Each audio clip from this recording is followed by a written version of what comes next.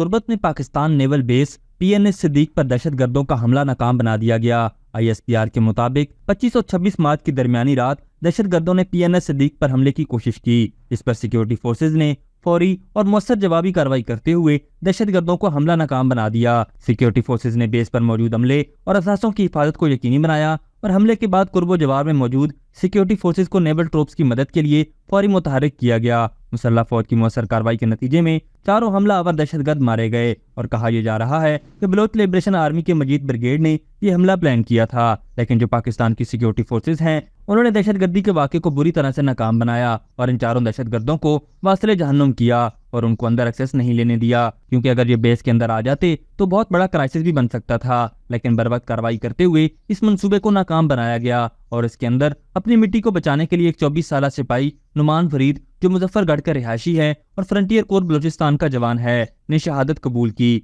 और ये पैगाम दिया कि पाकिस्तानी फौज और सिक्योरिटी फोर्सेज कभी भी किसी भी दहशतगर्दाना कार्रवाइयों को कामयाब नहीं होने देंगी। नादरीन, इस वाक़े से यह भी मालूम हुआ है कि बलोच दहशतगर्द तंजीमें जितनी भी कोशिशें कर लें मगर ये कभी भी पाकिस्तानी अस्करी हुकाम का मुकाबला नहीं कर सकती। और इस हवाले से एक लीक कॉल भी मंजर आम पर आई है जिसमें दहशतगर्द अपने आखिरी वक्तों में ये कह रहे हैं और पछता रहे हैं कि उनको ये बताया गया था कि वो आराम से अंदर चले जाएंगे और वो ऐसे और बहुत ज्यादा लोगों को टारगेट भी कर पाएंगे, लेकिन असल में वो किसी को भी टारगेट नहीं कर पाए और चारों दहशतगर्द मौके पर ही मार दिए गए। ऑडियो का हिस्सा आप भी सुनिए।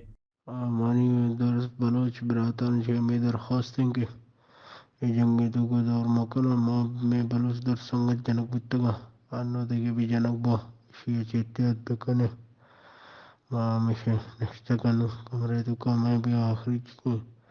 बलोच पर बलोच दस्ता जो मेरा गए ये तक के तो का मैंने तो फांसे में आए।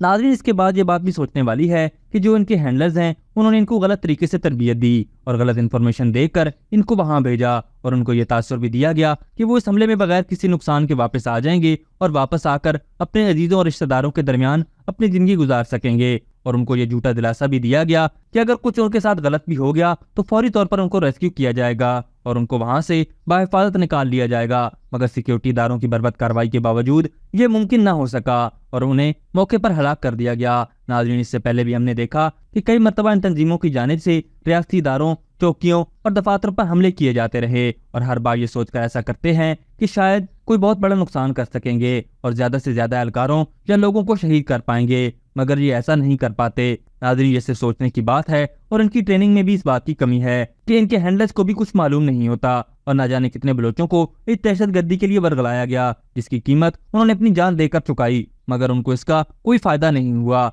नाज़रीन, इसी तरह मिसिंग पर्सन वाला जो केस है उसके भी काफी लोग इसके अंदर मुलविस हैं, जबकि यकीनन कुछ लोगों के जेन्युइन मसाइल भी हैं और उनको हल भी होना चाहिए, लेकिन काफी लोग हैं जो कि मिसिंग पर्सन का इशू बनाकर असल में दहशतगर्दी को फरोग दे रहे हैं। उसको भी रियासत को देखना चाहिए कि आखिर किस तरीके से ये इशू भी मिसयूज किया जा रहा है और जो NGOs और बाहर की लॉबीज इस्लामाबाद में कुछ लोगों को इस इशू को उठाने का कह रही हैं, उन सब पर रियासत को चाहिए कि कड़ी से कड़ी नजर रखनी चाहिए। अभी तक के लिए सिर्फ इतना ही। मजीद दिलचस्प और ताज़ा तरीन खबरों से आगाह रहने के लिए हमारे चैनल इस्लामाबाद इंसाइडर को सब्सक्राइब करना मत भूलिए और अगर हमारी ये वीडियो आपको अच्छी लगी है तो इसे लाइक कर दें और अपनी कीमती राय का इजहार नीचे दिए गए कमेंट सेक्शन में जरूर करें।